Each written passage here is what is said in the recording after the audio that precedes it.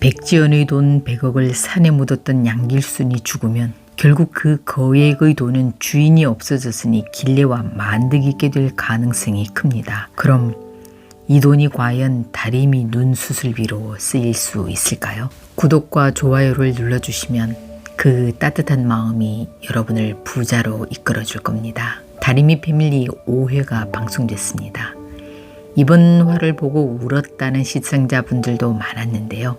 다리미 엄마 고봉희의 고군분투하는 모습이 너무 안 됐고 차림이와 무림의 냉정한 태도가 너무 야속해서 신우 이미연이 너무 얄미워서 그리고 이 모든 불화가 자기 때문이라고 생각하는 다리미가 너무 가여워서 마음이 아팠습니다.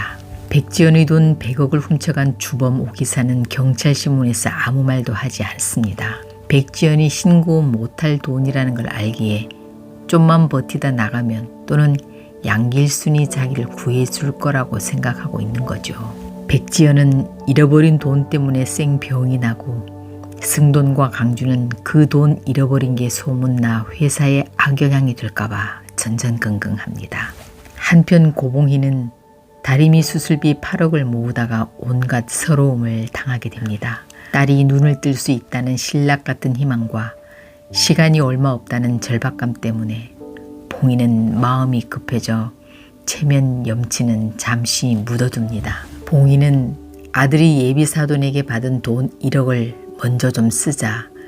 그리고 전셋집 2억 대출받으면 그것도 좀 빌려줘. 넌 수지집에 들어가 살고.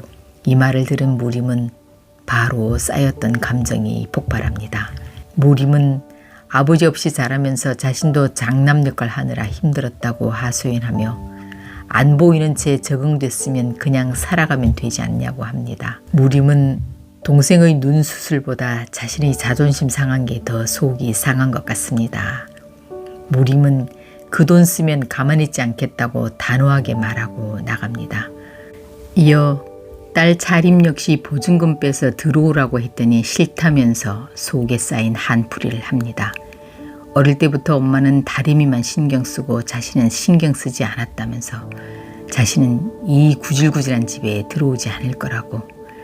그러면서 8억은 우리가 어떻게 할 수 있는 돈이 아니니 포기하라고 합니다. 이에 화가 난 고봉희는 차림의 따귀를 때리고 맙니다. 봉희의 순환은 여기서 그치지 않습니다. 신우 이미연은 자신이 유리한 조건에서 이혼하려고 기다리는 중인데 언니가 3천을 빌려가는 바람에 내가 지금 불리하게 됐다며 당장 돌려주라고 핸드폰을 들이밉니다. 이때 한 번만 봐달라는 애절한 봉희의 눈빛과 떨리는 손가락으로 비밀번호를 누르는 장면이 너무 가여웠습니다. 이렇게 매몰차게 해놓고도 미연은 아마 후에 아들 신이를 맡기거나 할 텐데요. 그땐 또 가족이니 도와달라고 하겠죠. 내로남불 스타일의 인간이라 반드시 그럴 겁니다. 방에서 이 모든 대화 내용을 듣고 있던 다리미는 엄마가 이렇게 자신 때문에 동네 북처럼 당하는 게 마음 아프고 형제들이 이렇게 매정한데 서운함을 느낍니다. 다리미는 괴로움을 달래려고 혼자 집을 나가 포장마차로 향합니다. 그런데 술을 다 마시고 난 후에야 돈이 없다는 걸 알게 됩니다. 다리미는 태웅에게 전화했으나 마침 그때 태웅은 차림이와 노래방에 있어 받질 못합니다. 어쩔 수 없이 다림은 인공지능 깨비의 권유로 최근 통화 목록에 있던 횡단보도 강주에게 전화를 걸어 8년 전 모텔비를 구실로 불러냅니다. 강주는 엄마의 100억 도난 사건으로 아버지와 불효바움이 있는 뒤숭숭한 상황에서 전화를 받고 시큰둥하게 나왔지만 술에 취한 다리미를 결국 데려다주게 됩니다. 다리미는 자신이 가족들 피나 빨아먹는 흡혈귀 같다고 신세한탄을 합니다. 또한 앞으로 하늘의 별도 달도 보이지 않게 될 것 같다고 자신의 암울한 미래를 느끼며 말하자 술주정한다고 툴툴대면서도 마음이 짠해집니다. 한편 고승돈과 봉희의 재회가 궁금증을 다 안했는데요. 두 사람은 대학 때 연인 사이였던 것 같습니다. 그런데 아마 어떤 사연으로 헤어지고 봉희가 다른 남자와 결혼한 걸로 보이는데요. 세탁물을 들고 온 봉이는 출근길을 나서는 승돈을 보곤 깜짝 놀랍니다. 그러나 안타깝게도 승돈은 봉이를 알아보지 못하네요. 지금 한 30년 이상이 지난 상태에서 만난다는 설정이라 그렇게 그려지는 듯합니다. 훗날 아마 승돈과 봉이가 새롭게 사귀는 걸로 나온다면 관계가 이상하게 꼬이겠네요. 원래 주말 드라마는 불륜, 출생의 비밀, 불치병, 꼬이는 관계 이런 게 나오기 마련이죠. 비 오는 날 세탁소에 나란히 앉은 길래, 만득 그리고 손녀 다리미, 이들은 빗소리를 들으며 천국과 지옥 그리고 죽음에 대한 이야기를 하고 있었습니다. 다리미는 비 오는 모습, 별도 달도 보이지 않고 사랑하는 사람들의 얼굴도 못 보는 지금 여기가 나에겐 지옥이라고 말합니다. 또한 이제 꿈에서조차 보이지 않는다고 말해 짠함을 자아냈습니다.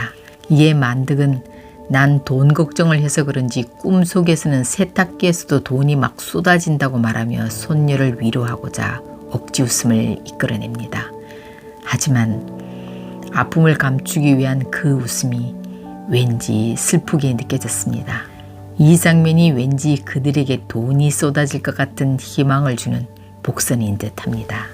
다음 회 길래와 만득은 산에서 본 그 돈다발이 아른거리지만 남의 돈이니 그냥 잊기로 마음먹고 살고 있었는데요. 그런데 운명일까요? 만득과 길래는 우연히 지인의 장례식에 갔다가 의학산에 돈을 묻던 길순이 영정사진을 보게 됩니다. 이제 그 돈의 주인은 죽었고 그 돈을 아는 이는 두 사람밖에 없으니 두 사람은 고민 끝에 돈이 묻힌 그 장소로 갈 것 같습니다.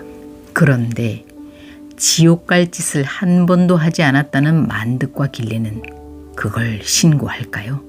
아님 자신이 몽땅 가질까요? 신고하면 포상금으로 보통 5 내지 20%를 받는다고 하는데요. 신고해서 포상금을 받아도 다리미 눈수술비는 될 것 같습니다. 그런데 그 돈은 신고해서 밝혀지면 곤란한 검은 돈이라 그 돈을 잃은 강주집에선 밝히지 않으려고 하고 그 돈을 수사하고 있는 무림은 지금 그 돈에 대해 캐고 있습니다. 다리미는 어떤 돈으로 수술을 하게 될까요? 산속에 묻힌 돈? 아님 신고 후에 받게 되는 포상금? 아님 미래의 남자친구 강주? 친오빠 같은 태웅?